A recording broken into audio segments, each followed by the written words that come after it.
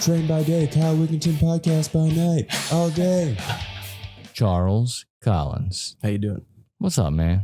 Doing pretty good. So, dude, I was telling you, it was an eventful evening last night after we all parted ways from the bar. So I guess it was like 1:30 or something. And I walk outside of the bar and my back windshield out of my car is just fucking shattered. Oh, shit. Yeah. So apparently earlier on in the day, there was a homeless lady that came in the bar and she was asking me for orange juice and things. And I was like, okay, yeah, I'll give you a glass of orange juice, whatever. You can sit down at the bar for a few minutes. And then she pulled out a bottle of vodka and she started pouring her drink. And I was like, dude, I'm gonna have to ask you to leave now, right? Yeah. So she gets up and she leaves. And apparently she held a vendetta all night long because she was the one that did it. Oh, dang. Okay. Yeah. So she went outside and busted my back glass and then got in the car and pissed in the car too. Oh my gosh. Bro, I'm telling you, when I walked out of this bar, I was fucking livid. Goodness gracious. I bet. Yeah, that's Like, what can you do? You know? You can't do anything about it. You can't do anything. Yeah. I called the cops and they were like, well, you can file a report if you want to, but we're not going to find her. yeah, I'm like, well, and she was on the street. She walked down back.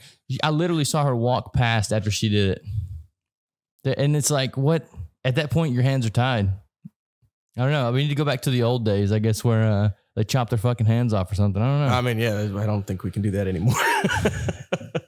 But like, there's got to be some kind of like, you know, repercussions for that, right? Because it keeps happening, right? Yeah, well, you know, they need to fix a few things here in New Orleans before we start. You didn't realize it was going to get this heavy, did you? No, I come back, 4 times a year, and every time it's like a little bit worse. Yeah. Yeah. It's getting that way in Arkansas too, like where I'm from. Mm-hmm. We'll go back there and there's actually people standing on the street corner and stuff these days, and they don't know how to react to it because they haven't been around it. Mm-hmm. So it's very interesting to see how the world changes. Yeah, hopefully it'll start getting better soon, but we just have to wait and see. Yeah, I guess so. So we were having this conversation last night about what we do for a living. And he was saying he's a glass blower, and I was like, dude, I've never had a glass blower on the podcast. I need you to come on here and chat with me about blowing glass because it's one of those like primal things that when a man like is around fire, it does something to you internally. Oh yeah. Is that how did you get involved with glass blowing? So glass blowing came around much later in my art career. Mm-hmm. So I was an undergrad, about to graduate, had about a year left, year of classes left, and I didn't have any really direction. I had changed my major 8 times. Mm-hmm. And my dad called me up one day and said, hey, you have this extra period that you need to fill. Why don't you try glass blowing? I told him, no, you're insane. And he kept pushing. And we came to an agreement that like he would help me pay for the class as long as I gave him all of my your pieces, works. Yeah, everything. So I was like, all right, fine. You want me to do this so bad, I'll do this. I took one class, and I was kind of a pyrotechnic before. Like I really liked fire, like playing with fire. I took one class, took a little gather out of the furnace. It was like honey, and I was like, hot and fun. Yes. And so I fell in love after that first gather of grabbing that glass and never looked back. Changed my entire career path and everything. That's so wild that one experience like that can actually put you on a different trajectory in life. Yeah. So what did you do after that? Did you just like start, did you go heavy into it? Like make your own kiln or something? Or like, how does that work? So glass blowing is one of the more expensive mediums of art. And so it takes a lot of investment and time to really get a studio going. Mm-hmm. So I took a different route. I took my classes before I graduated. Still didn't get a major in it, but I got a little start in it. And then it's like you can major in glass blowing? You can at certain places. Cool. Yeah, you can. There's a few schools around the country you can do it. Very few, but you can find it. Yeah, it's pretty cool. Yeah. And then I moved to Houston and found a glass studio out there. Was full-time teaching at a little private school out there while doing glass blowing on the weekends to keep building the skills. And they hired me after a few months doing my own stuff. And then they hired me to work with them. And then I moved now to Philly and doing it full time with a factory making chandeliers and pendants for rich people. Yeah, you were telling me that too, and I was blown away because I didn't realize there were still studios that were blowing everything by hand. That's awesome. Yeah, it's unique. It's definitely rare, and it's really cool when you get to find it. Yeah. So is that one of the only ones in the U.S. that you know about? I know there's a few. My knowledge on how many studios there are is not great. Mm-hmm. I'm still looking around for all of them. But in Philadelphia, I'm pretty sure it's the only one that does production factory lighting. And when you guys start, do you start with sand, or like how does that work? Yeah, so the chemical makeup of glass, the basic makeup is silica, soda, and lime. Mm-hmm. And so it's like sand is silica. It's just like powdered form, and they add soda ash and lime to it to make it tempered glass. So the same glass that you have on windows or windshields on a car, it's all the basic same stuff. And tempered glass is just stronger? I couldn't tell you. Yeah. I mean, I guess that would make sense because you temper a sword, you make it stronger, right? Yeah. It's probably the same thing. There's different types of glass. I mean, most of like when you make pipes or pendants or little what's it called? Little jewelry pieces. They use something called borosilicate glass, and that's actually technically a little bit stronger. What I'm using is called soft glass. Mm. Yeah, and it makes it more malleable. It's when it's hot, it's really malleable. Yeah. It's really cool. Did you do you notice like the primal aspect of it, like I was talking about? Oh yeah. Is that kind of like what? So there's a thing with glass blowers. We always want to touch it, but we can't. Right. Dude, it does look so like soft and just like I just want to mold it like clay. Yeah. But you touch it, you burn yourself. Have you ever done that? Every day, almost all the time. It just falls on you or something? Yeah, there was a studio in Houston that I used to work at. There was a chart that said days Charles has not burned himself, and it was usually 0. Yeah. The only time it got to 4 days is because I took 4 days off. Oh wow. Yeah. I don't burn myself as much anymore. Yeah. But yeah, it all happens. It's just part of the job. You're playing with fire. Yeah. Yeah. It's have you ever looked at like the making knives and stuff too? Smithing is cool. Forgery. I have looked into that. I need to learn some metalworking and fabrication and welding before I really get into that. I wonder if you could like combine those two things together. You can't. Yeah. There's certain methods that you can definitely combine them. People make like some people that do lighting, they will make a cage out of metal and then they'll blow in the glass into it. Oh wow. And make it break off from the blowpipe and then put that in the annealer and bring that back down to temperature. And so you'll have these like mesh patterns around the glass that they blew into it. Interesting. Yeah. You can do it with clay. There's another method for doing it with clay. You can combine a lot of things together with glass as long as it's prepared properly. Dude, it's just it's like the first person that came across sand and was like, I'm going to heat this up and make some glass. That's a gnarly thing to do. You know? Like, do you think there's something out there that we're still missing that one day we're going to walk up and be like, can you believe someone didn't combine these two things together and make this? Oh, there's always something new. Yeah. Yeah. I think it's called, I forget the name of it, but like when lightning hits sand, it creates melts the glass. It melts the sand, turns it into like a nugget. And then I think it's fulgurite, maybe. Is that something different than what you? No, but that's like part of like how, glass melting came to be. Oh, okay. So they just watched reality. And then they're like, oh, we can do that. Yeah. Let's go make some stuff. Observational science. Yeah. More people should do that these days. I'm pretty sure that's probably how we developed flight too, right? Yeah. Watching birds.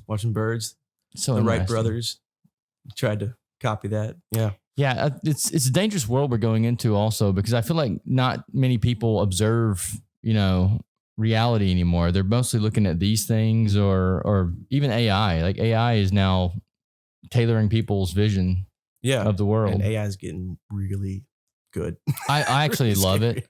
I'm a huge fan of AI, and everyone who listens to this podcast knows this, but I use it to do the bios and stuff for the podcast. I use it for all kinds of stuff. ChatGPT. I actually want to set GPT up in here and do a podcast with it one day. Oh, really? Yeah, because they have the thing now where you can actually speak to ChatGPT and it'll talk back to you. Creepy, right? Yep. Yeah. And you can do it right there on your phone. Like I'll be on my headphones and I'll be at home just having a 3-hour conversation with GPT. GPT, okay. Which is another reason why because like at the end of this month or in this month, I stopped doing podcasts. I was like, I'm gonna take a little break because like I'm not really getting the same joy out of having conversations with people that I was pre-GPT because it's almost like anything I pitch to ChatGPT, it can give me an experiment to back it up or it can go, that's never been verified. Oh. Yeah. Where if I'm chatting with someone else and I give them like one of my crazy ideas, if they don't understand the little nuances that I'm talking about, they're going to immediately shut it down or try to understand it. Where it's like GPT just fucking knows, man. It just knows and it listens. Yeah. It's like this has been done before. It's like, that's a great idea, but you could probably do it this way. Yeah. It's like, it's giving feedback and stuff. It's awesome. Yeah. There was a therapist in here a few weeks ago and she was telling me that it was just reinforcing me. That it wasn't actually giving me anything new. And I was like, giving you a counter. It was just, well, I just going wonder, along with your. Yeah, it's what she was saying. Yeah. But I wonder if she hasn't used it much yet. Because I feel like a lot of people that are professionals, they're kind of threatened by it. Think that it's gonna take their. Yeah, rather than actually using it as a tool, because this is a tool. Yeah, it could be a great tool. It's just how do we keep it from becoming more.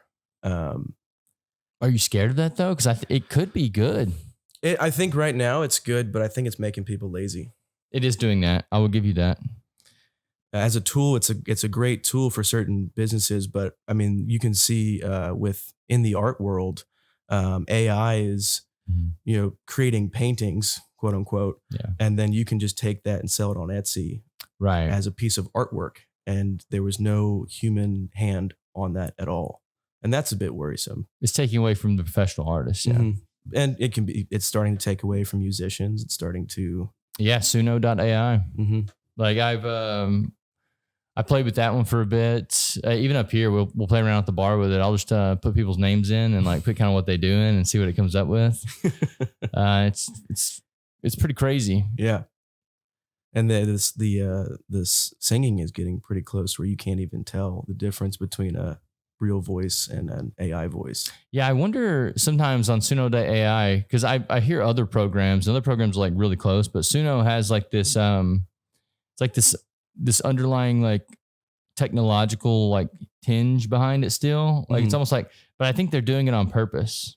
Yeah, I think there's a couple of court situations where they're trying to keep it that way so people can tell the difference. Yeah, that's what I think they're doing on Suno, because I feel like they're at a point right now where they could make, the voices sound exactly like humans if they wanted to. Definitely can. But I still like it a lot. Enjoy it while it's here, I guess. Think it's going to go away? I don't think it'll ever go away. As the technology advances, it's going to keep getting more and more advanced. So I think it's around for a while. Do you think that it will turn rogue? Like Skynet? Yeah, like Skynet.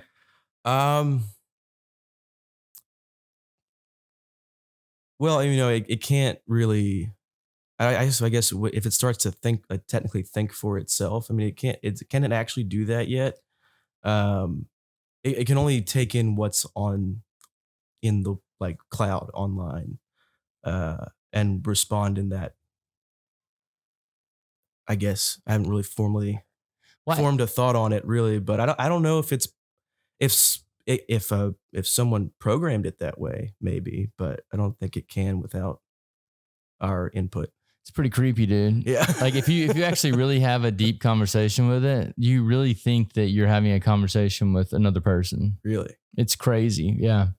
That's why all these people are coming out going, it's already sentient or whatever.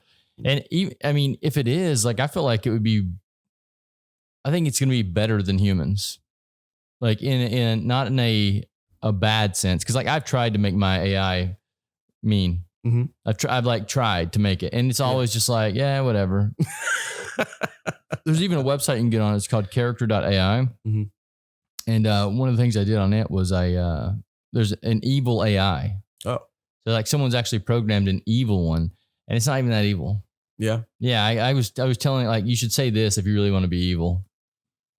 Like, I feel like the creativity for that one's not really there. I think that's like a programmed version of evil. Yeah. So I don't think that it's ever going to actually be able to Actually get to the point of taking a life. Yeah, I mean, I think that if like, you know, someone programmed it to exterminate the problem on the planet, then it'd probably kill us all. But Yeah. but then we could go back to skills like what you have. Yeah, we can go back to the dying arts and the dying craftsmen. Yeah. Do you think it is a dying art?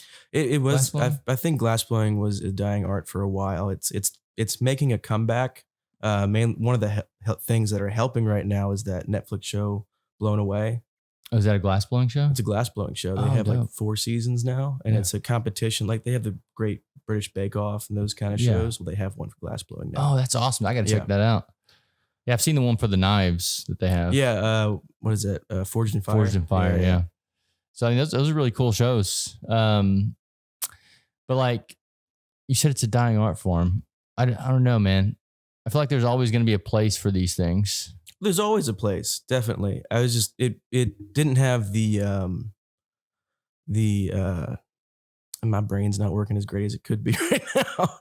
It didn't have the exposure that it used to have. That's true. And now it has much more of it, and people are really getting into it. And everyone that I run come like people that I interact with. They're interested in it, right? They're always like, "Oh, that I saw that on Netflix. Can I try it?" I'm like, "Yeah, let's go. I'll show, what do you want to that see?" easy? Yeah, he's like, "Oh, I want to see a demo." I'm like, all right, yeah, I'll show you a demo. Yeah, at the last place I worked in Houston, we had classes and demos and what called experiences. People could come in and we'd help them make their own piece. Oh, that's awesome. And people just love the physical aspect of it and the heat really. And they really just like getting there, doing something dangerous and overcoming it almost. So it's an exciting form of art, definitely. Well, especially living in the place you live at now, where it's probably cold. Yeah, and you get the heat. It's nice when you get there with the forge.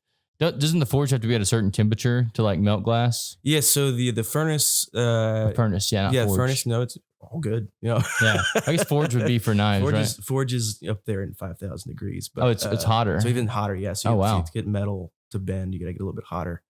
I think it's between 3 and 5. I'm not an expert in that. So me neither.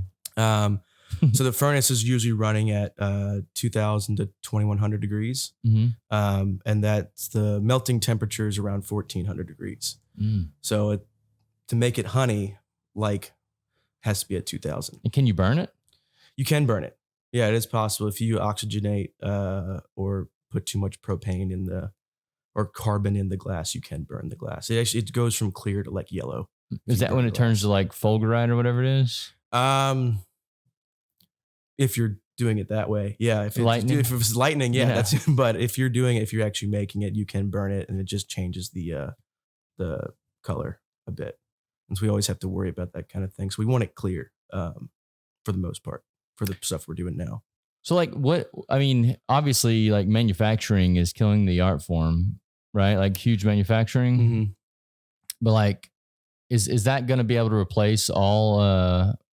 Blown glass is a different thing than well, like sheet glass or whatever. I guess what a lot of sheet glasses come back as handmade as well. It's coming like they make long tubes of blown glass and they cut it and they just slowly flatten it out. Interesting. And so that's how you get those really cool like designs and like marbling in different colors and that kind of thing. So it still takes even in the factories, it still takes some human's hand to get the glass in a big old what is called a ladle. It's like a big spoon, and they just pick up the glass and they put it into a machine. That's so crazy. But yeah, it still takes some kind of before they roll it out.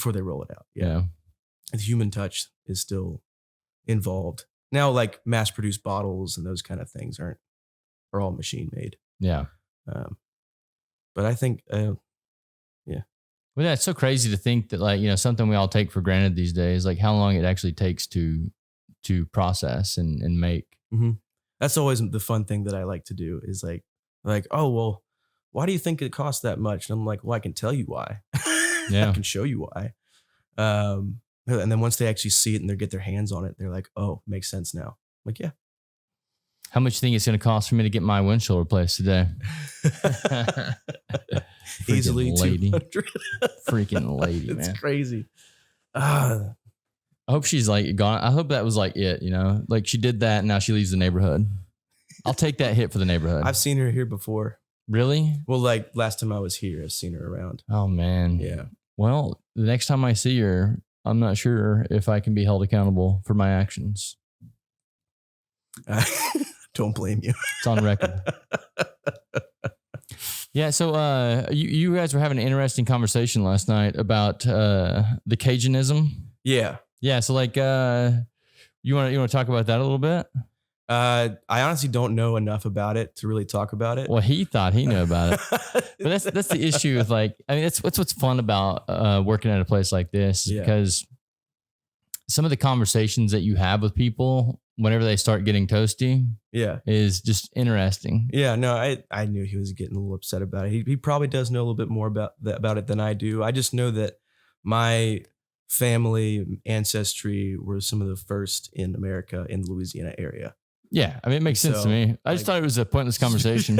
it was going nowhere. Well, he had been in here all day in his defense. Oh, he was? Yeah, he was in here like since, I guess, 5 o'clock, 6 o'clock. So he was having a good day. Yeah. Yeah. So when it comes to, 1 o'clock in the morning, of course, people are going to be, in their feelings a little bit. Yeah. You just got to listen to people and find common ground. And usually that's what I try to do, man. Calms them down a bit. Yeah. Yeah. That was kind of the reason that started this whole podcast was I was just sitting there. It was actually in the French Quarter when I worked down there. I was like, you'd be dope just to have a show where I sit here and talk to people in the bar. Mm-hmm. But then obviously that's not practical for noise. Yeah. But like do it like this. This works, right? Yeah. This works perfect. Yeah. So anytime I meet someone that's cool, I'm like, you come in and have a conversation with me. You got any weird views on the world that you like to spread? In my industry, I try not to speak those things. There's a lot of people that do that. And I find that to be disturbing. Yeah? Yeah, because I want everyone to be able to speak their opinion regardless of what they do for a living. I got you. Well, I mean, I have some conspiracy theories, but that's about it. But you still want to talk about them? I mean, I can talk about my conspiracy theories. I love conspiracy theories. Okay. I found one that I'm convinced is true. Kind of it goes into like kind of like we live in a matrix kind of thing. It's not exactly that. Okay. But there was this middle school student who did a study on the ancestry of the presidents. Uh-huh. And I'm pretty sure she found that every president except for Trump were related to the same king. Way like the same ancestry line to this one king way back in the day. And so the theory now, the conspiracy behind that is that every president we've had was actually chosen for us, not actually, we had no control over it. Interesting. And the reason that this also is theory is that people don't like Trump so much is because he's the only one that's not related. Ah. Yeah. So I think I can add to that a little bit. I think. Yeah. Have you ever heard of Boy State? Boy State? Yeah, Boy State, and they have Girl State as well. Okay. I think you go to it when you're in the 11th grade, and they take the top 3 candidates from each school. It's like the top 3 academics from each school, boys and females, and they send all the females to one university and all the males to another one, and you actually simulate government while you're there, and they basically take the one that can fit into the mold, and that's what they run through the politicians.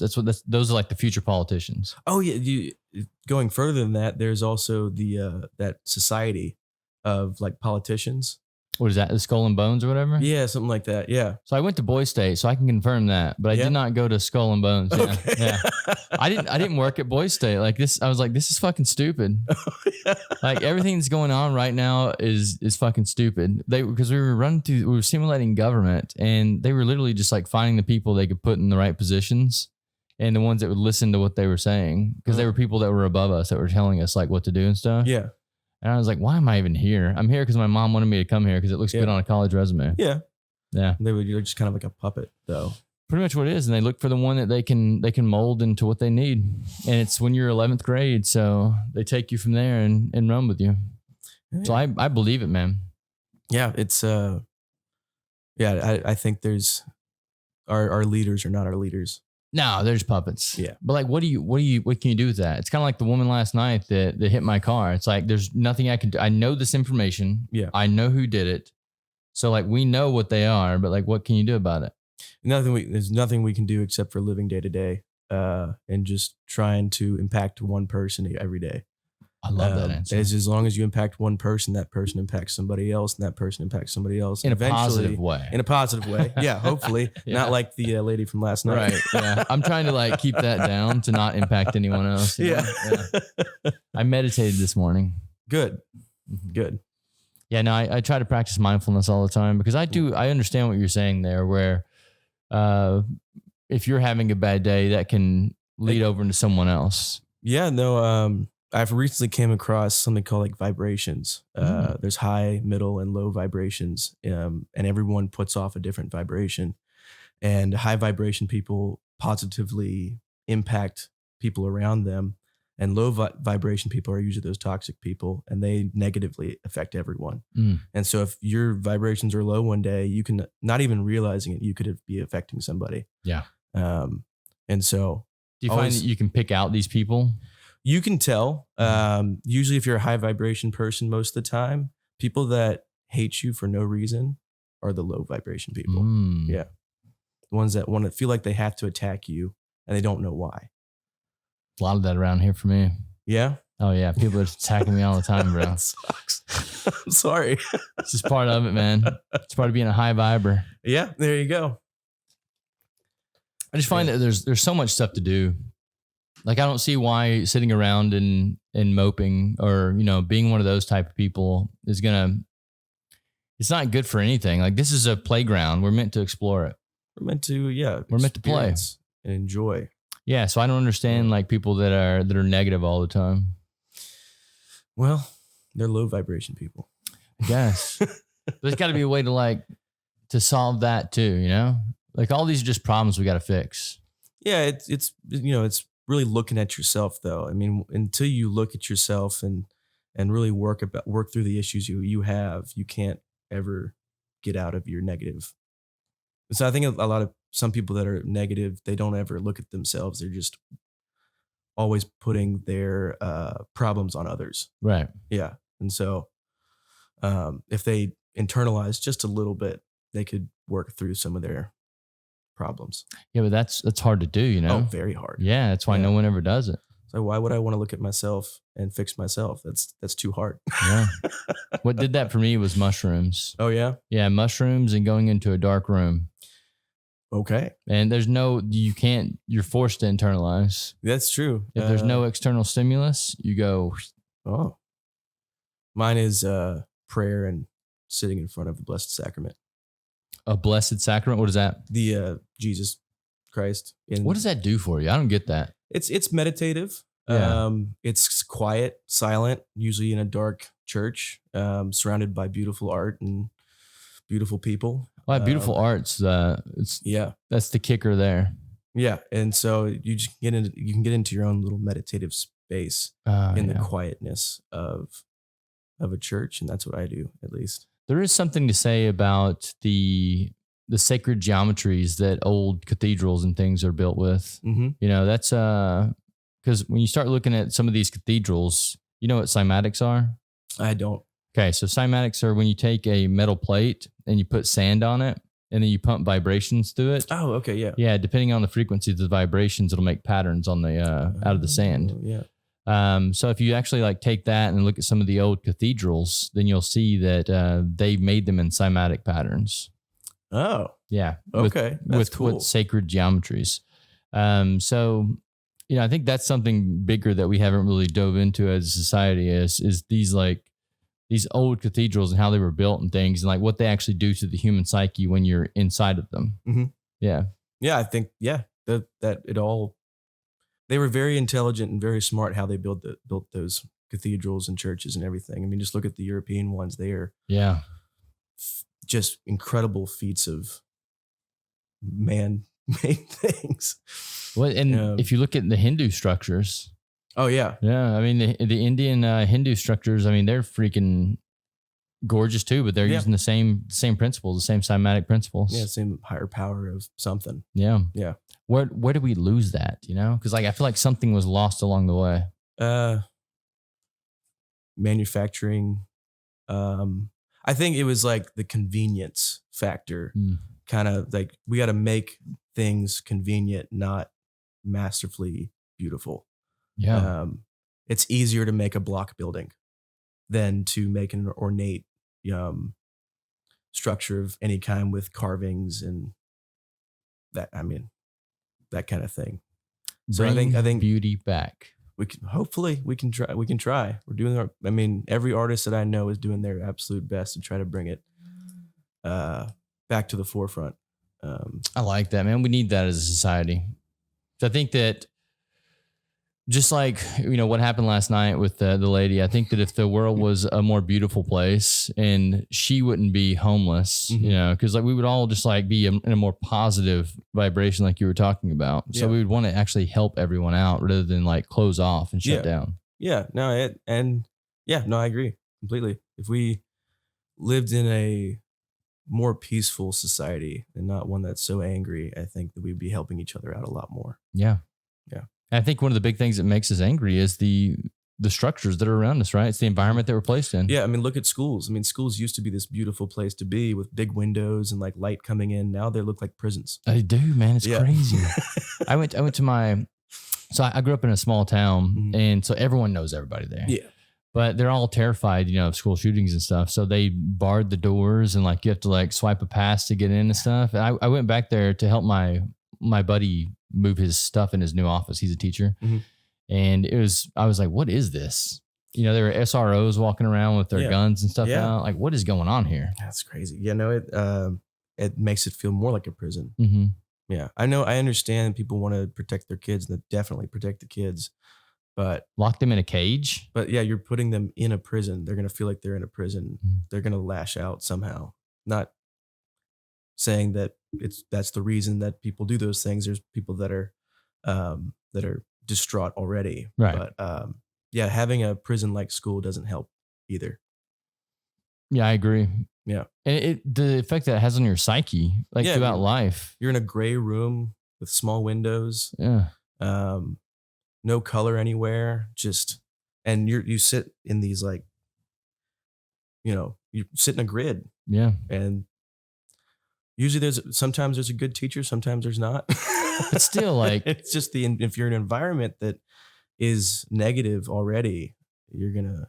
I think it's even the way that teachers teach these days. It's a memorize and regurgitate more than a creative, you know, letting the kids discover the knowledge, having a conversation with them. Yeah. You know, building them towards a thought instead of just telling them what to think. Dude, I hated school. I hated high school. High school was easy. I hated college. It was the worst. I kind of did the same thing you did where I was like bouncing around majors. And then after my first 2 years, I kind of just like, I guess I was handsome in college. So they sent me down like the business road because I guess they thought I was going to be good at sales. Yeah. And I was like, this fucking blows. But I'm also good at computers. So they finally went IT route, but it was just a nightmare, dude. Just hated it. And obviously I don't work in IT anymore. No. Yeah. I did for 3 years, but I was like, this sucks. But I mean, I at least have the knowledge, the base knowledge to run all this shit. Oh yeah. This is a great setup. This is awesome. Thanks, man. Yeah. And once again, like I said, I recommend everyone does this. So I think you should even start this kind of stuff and back home where you're at. Okay. It'd be dope, man. That'd be awesome. Yeah. once I get some things figured out, I'll Yeah, definitely get that camera. well, hit me up, dude. I can put you on all this stuff. You know, I can tell you where to get it and like how to work it and all kind of cool stuff. Okay. But dude, I really appreciate the conversation today. I'm glad we got the chance to do this before you head out of town. Yeah, thank you. I think you're in a good place, man. Thank you. I like that you're on the vibration path. It's awesome. Yeah. Vibration path. Well, dude, safe travels back. And can the people find you out there somewhere? Yeah, I have an Instagram. Yeah, go ahead. It's Collins_glass. You'll find I have a little logo and my Collins glass picture on the profile. You sell the pieces on Etsy and stuff too, or whatever. I'm working on getting a website and a place so I can actually sell things. Right now, it's just word of mouth, and you just message me and I'll start something. It's awesome, dude. If I don't know how to make it, I'll tell the client, "Oh, just give me a month. I'll figure it out, and I'll get back to you." And if I can't figure it out, I have a group of artists that I can always go to and send that clients to one of them because they'll know what to do. I love that. Yeah. So Collins.glass. Collins_glass. Collins_glass. Hit him up, people.